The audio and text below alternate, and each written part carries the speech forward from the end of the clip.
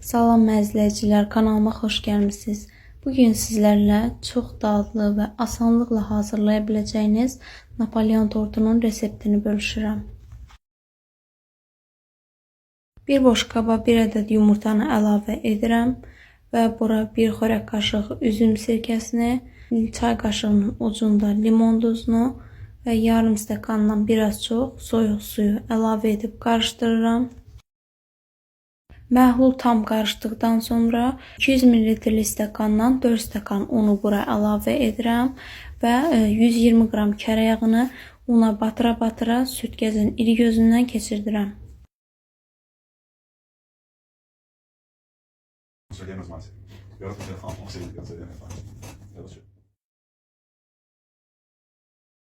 Əlimlə biraz umac halına gətirdikdən sonra ortasında yer açıb hazırladığım məhlulu bura əlavə edirəm. Və başlayıram xəmirimi yoğurmağa. Napolyonun xəmirini bildiyiniz kimi çox yoğurmaq olmaz. Xəmiri əlimlə sadəcə toparlayıram. Xəmiri əlimlə uzunsov formaya salıram.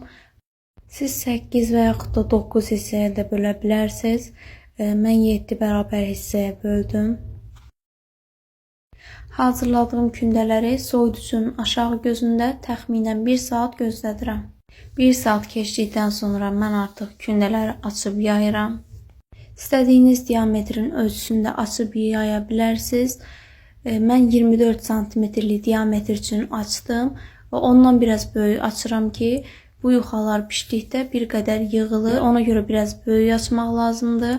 Və gördüyünüz kimi listin tərs üzünə biraz un səpib yaydığım yuxanı bura qoyuram və qabarmaması üçün biraz çəngəlləyib 200 dərəcədə təxminən 6-7 dəqiqə bişirirəm.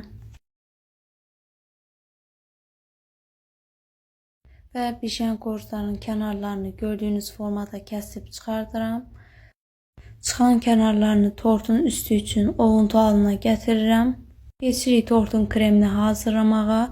250 qram yumuşaq kərə yağını qaba əlavə edib mikserlə biraz çalıram və bir banka qatlaşdırılmış südü bura əlavə edib mikserlə krem halına gələnə qədər qarışdırıram. Və başlayaq tortumuzu yığmağa. İlk öncə yuxanın altına biraz krem sürtürəm ki, qaçmasın və hazırladığım kremdən bura əlavə edib başlayıram yuxaların arasına yaymağa. Tortu bu reseptlə hazırlasaz çox xırçıltılı və dadlı alınacaq. Hazırda mən burada tortu axşam hazırlayıram və sabah sizə necə xırçıltılı olduğunu göstərmək istəyirəm.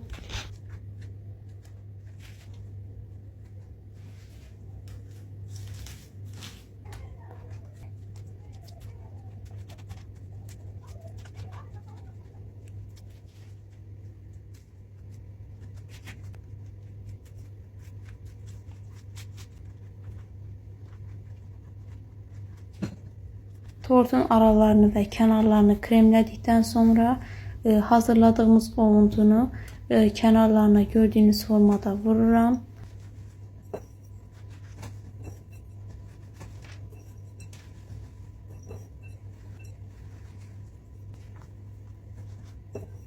Son olaraq ortasında ovuntu ilə bəzəyirəm və tortumuz artıq hazırdır.